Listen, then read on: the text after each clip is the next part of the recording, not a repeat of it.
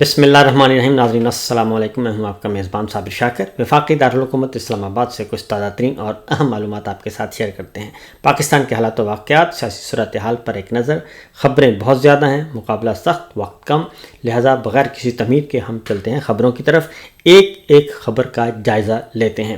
پہلی خبر یہ ہے کہ 9 دن سے لاپتہ ہیں احمد نورانی کے بھائی, اور احمد نورانی کا قصور یہ ہے کہ انہوں نے آرمی چیف پہ ایک سٹوری کی ان کی فیملی سے متعلق. ہم بھی یہ کہتے ہیں کہ اگر وہ سٹوری غلط ہے تو اس کے لیے باقاعدہ طور پہ قانونی فورم موجود ہیں, لیگل فورم موجود ہیں, اور جس ملک میں وہ مقیم ہیں وہاں پہ ڈیفیمیشن لا بھی ہے, اور اگر وہ غلط ہے تو وہاں جانا چاہیے اور اس آئین اور قانون کے اندر رہتے ہوئے کام کرنا چاہیے. لیکن ان کے گھر پہ ہلہ بولا گیا. اسلام آباد میں ان کے بھائیوں کو اغوا کیا گیا اور ان کی والدہ اس وقت دربدر ہیں. آج اسلام آباد ہائی کورٹ کی عدالت میں وہ پیش ہوئیں.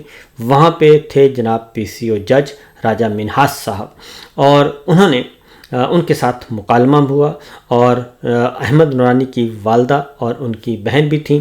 IG اسلام آباد علی ناصر رضوی پیش ہوئے, اور انہوں نے کہا کہ IG صاحب, میں نے SHO کو کہا تھا کہ انکوائری کر کے بتائیں. جسٹس انعام منہاس صاحب نے کہا تو میں نے اس معاملے کو سپروائز کیا ہے. اسپیشل تحقیقاتی کمیٹی بنائی ہے اور SSP آپریشنز جو ہیں وہ اس کی سربراہی کر رہے ہیں, اور جیو فینسنگ بھی کرائی ہے, CDR بھی ہم نے حاصل کیا ہے, اور تمام 27 کے 27 تھانوں میں ہم نے یہ سارا جائزہ لیا ہے, اور کہیں سے بھی کوئی جو ہے وہ تھانوں سے یا CTD کسی کے پاس یہ موجود نہیں ہے. یہ بتایا گیا جی کہ وہ کسی کے پاس موجود نہیں ہے. یہ IG اسلام آباد کہہ رہے ہیں, اور تمام صوبوں کے IG سے رابطہ ہوا ہے, ان سے بھی معلومات مانگی ہیں, اور IB کو بھی ہدایت کی ہے, ان کو بھی لکھا ہے کہ وہ بھی ہمیں بتائیں, اور انہوں نے کہا جی کہ کسی کے پاس نہیں ہے احمد نورانی کے بھائی. اس کے بعد اگلی جو مکالمہ ہے وہ بہت زبردست ہے. جج صاحب نے کہا کہ آپ نے ECL میں چیک کرنا تھا ریکارڈ کہ کہیں وہ بیرون ملک تو نہیں چلے گئے, اور پتہ کریں اور ہسپتالوں میں چیک کروائیں, کہیں کسی ہاسپٹل میں نہ ہوں, اور 15 سے چیک کرا لیں, کہیں کسی کو معلوم نہیں ہوا, کوئی کال نہیں آئی. IG صاحب نے کہا کہ بالکل جی, ہم نے ہر جگہ سے چیک کرایا ہے, 15 سے چیک کرایا ہے, آٹو ریکارڈ سسٹم چیک کر لیا ہے, کسی قسم کی کوئی کال موصول نہیں ہوئی. اور اس کا حل کیا ہے؟ جسٹس صاحب نے کہا تو ہمیں کچھ وقت دیا جائے, ہم پوری کوشش کریں گے. IG اسلام آباد نے کہا کہ جی 2 بھائیوں کی بازیابی کے لیے 2 ہفتے کا وقت ہمیں دے دیں, اور اس لیے یہ ہمیں وقت دے دیا جائے, اور اس پہ ہم کچھ کوشش کریں گے. اب IG کے بیان کے بعد جی ان کی والدہ جو ہیں وہ کافی پریشان ہوئی, اور انہوں نے کہا کہ جناب آپ میرے بیٹے جو ہیں وہ 10 دن ہو گئے لاپتہ ہیں, اور کوشش کریں ہمارے بیٹوں کو بازیاب کروائیں. اور اس کے بعد جو اگلا ہے, انہوں نے کہا کہ جی کیمروں میں بھی کسی کے پاس کوئی ریکارڈ نہیں ہے, یعنی کہ جو CCTV کیمریز ہیں سیف سٹی کے, اس میں بھی کچھ نہیں ملا, ہمیں کوئی بھی کہیں سے کوئی نہیں ملی جی, اس کا سراغ نہیں ملا. اب کچھ عرصہ پہلے ہی, چند دن پہلے ہی, اسلام آباد پولیس نے باقاعدہ طور پہ ایک دکھایا ہے, ایک ویڈیو ریلیز کی چھوٹی سی, اور انہوں نے کہا کہ دیکھیں یہ رواں دواں ہے ٹریفک اور یہ سب کچھ ہے, اور ہمارے سیف سٹی پروجیکٹ کے جو CCTV کیمراز ہیں سارے کے سارے کام کر رہے ہیں, اور انہوں نے بڑی روانی دکھائی اور ہر جگہ پہ. تو میں نے اس وقت پہ ٹویٹ کیا تھا کہ کیا 26 نومبر کا جو قتل عام ہے اس کی CCTV فوٹیج بھی آپ کے پاس محفوظ ہے؟ تو اس کا جواب نہیں آیا. تو آج اس کا عملاً ثبوت ہم نے دیکھ لیا. انہوں نے کہا جی کہ کہیں سے بھی ہمیں کوئی ریکارڈ نہیں ملا, اور نہ ہی کیمرے جو ہیں وہاں پہ ہمیں سراغ مل سکا ہے. تو انہوں نے کہا کہ جی ٹھیک ہے سیکٹری دفاع پھر آئندہ سماعت پر جمع کروا دیں جواب. جسٹس صاحب نے کہا کہ جی میں آپ کے کہنے پر چل رہا ہوں, اور آپ کو میں ٹائم دے رہا ہوں, لہٰذا ہم عید کے بعد اس کا جائزہ لیں گے. تو والدہ صاحبہ جو ہیں, احمد نورانی کی والدہ صاحبہ جن کے 2 بچے جو ہیں لاپتہ ہیں, اور وہ بہت زیادہ آبدیدہ ہوئیں, اور وہ رو کے حلقان ہوئیں, اور انہیں جج صاحب نے کہا کہ روئی نہ, اللہ رحم کرے گا. انہوں نے کہا جی کہ میرے بچوں کا مستقبل, میرے بچوں کی جان, میری بچوں کی امان چاہیے. لیکن جج صاحب نے کوئی ایسی بات نہیں کی. اور اس کے بعد اس سے اگلا جو ایک خبر اس سے ریلیٹڈ میں خبر آپ کو دینا چاہتا ہوں, اور وہ ہے ہمارے عدیل سرفراز ہیں, بہت ہی پیارے دوست ہیں، انہوں نے ایک ٹویٹ کیا ہے اور عدیل سرفراز کہتے ہیں کہ باجوہ ڈاکٹرائن کے دوران جب سابق چیئرمین پیمرا ابصار عالم زیر عتاب تھے، اپنا موقف سامنے رکھنے کے لیے کوئی نیوز چینل یا اخبار دستیاب نہیں تھا، تو اس وقت صحافی دوست وحید مراد نے اپنی ویب سائٹ پاکستان 24 پر جناب کے کالم چھاپے۔ ایک کالم آج تک ان کی ٹائم لائن پر سب سے اوپر نمایاں ہے۔ ستم ظریفی دیکھیے کہ آج جب وحید مراد پر مشکل وقت آیا تو جناب ابصار عالم کا ٹویٹر گونگا بہرا ہو گیا ہے۔ تو یہ صرف وحید مراد کے ساتھ ہی نہیں، یہ احمد نورانی کے ساتھ بھی یہی ہوا ہے کہ ان کے بہت سارے دوست ان کا ساتھ چھوڑ گئے ہیں، اور یہاں تک کہ ایک تو کل ایک ٹویٹ آیا اور انہوں نے کہا کہ یہ سٹوری ہی ہم ڈس اون کر رہے ہیں۔ غالباً عثمان منظور کا تھا ایک ٹویٹ، اور اس میں انہوں نے کہا کہ ہم سٹوری ہی ڈس اون کر رہے ہیں۔ تو یہ ہے پریشر کا عالم اور یہ ہے صورتحال۔ اب اگلی خبر آپ کو سناتے ہیں جی۔ یہ تو ایک طرف فسطائیت اور یہ سارا کچھ چل رہا ہے، اور کسی قسم کی کوئی بہتری کی سوچ نہیں پائی جاتی ان سب میں۔ اب آگے بڑھتے ہیں، ایک اور خبر لیتے ہیں، اور وہ خبر ہے خاص طور پہ جی بلوچستان سے حوالے سے۔ بلوچستان میں معاملہ کافی گمبھیر اور مزید گمبھیر ہے، بتایا نہیں جا رہا۔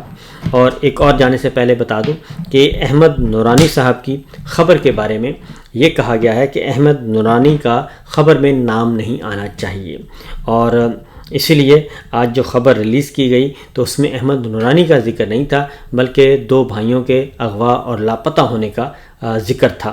اور یہ اس سے آپ خود اندازہ کر لیں کہ کس طریقے سے میڈیا کو مینیج کیا جا رہا ہے، اور احمد نورانی کا ذکر نہیں ہونا چاہیے تاکہ یہ خبر جو ہے وہ میڈیا کی آزادی سے منسلک نہ ہو۔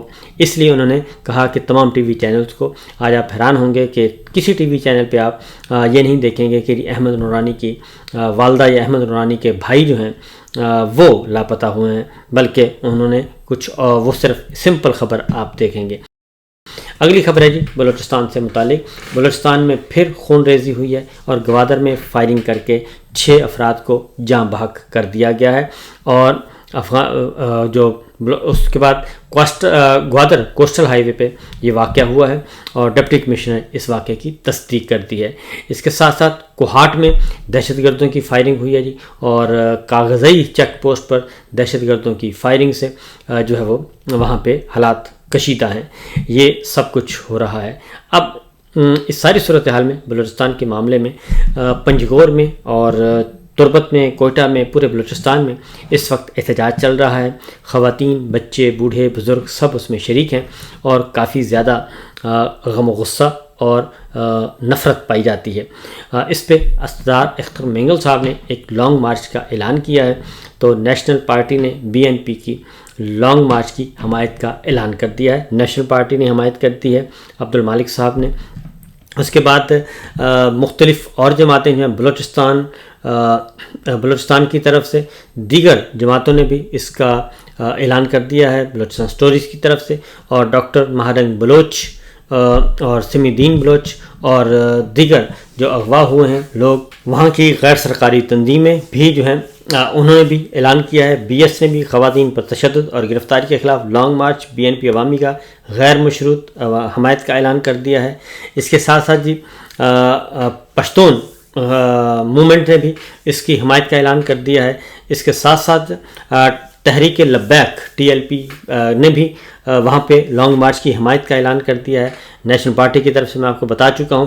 اس طریقے سے مختلف جماعتیں جو ہیں ان سب نے 28 مارچ یعنی کہ کل کا دن جو ہے اس پہ اعلان کر دیا ہے لانگ مارچ کی حمایت کا، اور یہ ایک بہت بڑا ایونٹ ہونے جا رہا ہے، اور آلریڈی جو بلوچستان کی صورتحال وہ آلریڈی کشیدہ بھی ہے، اور اس میں حالات و واقعات جو ہیں وہ کافی گمبھیر ہو چکے ہیں۔ لیکن ہمارے حکمران جو ہیں وہ کیا کر رہے ہیں، وہ صرف ایک کام کر رہے ہیں، اور وہ ہے کہ عقل کے ناخن ہوش کے ناخن نہیں لے رہے اور عقل نہیں کر رہے، بلکہ وہ جوڑ توڑ میں مصروف ہیں۔ اب اس میں کچھ آپ کو معلوم ہے کہ امریکہ کی طرف سے جو ولسن اور ریپبلکن اور ڈیموکریٹس کے کانگریس مین جو ہیں وہ مل کر ایک قانون لے کر آ رہے ہیں، اور وہ قانون ہے آرمی چیف سے متعلق اور دیگر اہم شخصیات سے متعلق جو بھی پاکستان میں جمہوریت کے قتل میں ملوث ہے، وہ اس کا نام، اور جو انسانی حقوق کو پامال کر رہا ہے، جو اپنے جو سیاسی کارکنان کو پولیٹیکل وکٹمائزیشن جو چل رہی ہے، سیاسی کارکنان کو جیلوں میں ڈالا ہوا، اس میں ملوث جتنے بھی اتھارٹیز ہیں اور خاص طور پہ آرمی چیف، ان کے خلاف باقاعدہ طور پہ لیجسلیشن ہونے جا رہی ہے، اور اس کا بل آ گیا ہے۔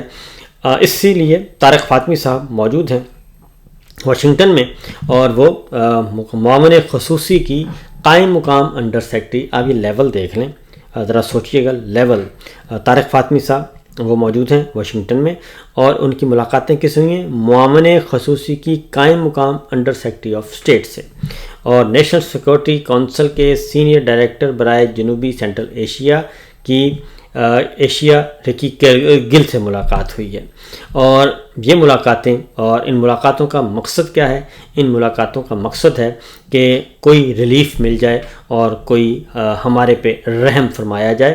یہ ملاقاتیں چل رہی ہیں، اور اس میں بظاہر تو کہا گیا ہے کہ یہ تجارت سے متعلق ہے، سرمایہ کاری سے متعلق ہے۔ کوئی تجارت، کوئی سرمایہ کاری کا مسئلہ نہیں ہے، 1 پوائنٹ ایجنڈا ہے، اور وہ 1 پوائنٹ ایجنڈا یہی ہے کہ جناب ہم پہ رحم کریں اور ہمارے ساتھ تعلقات برقرار رکھیں، ہم آپ کی خدمت کرنے کے لیے تیار ہیں۔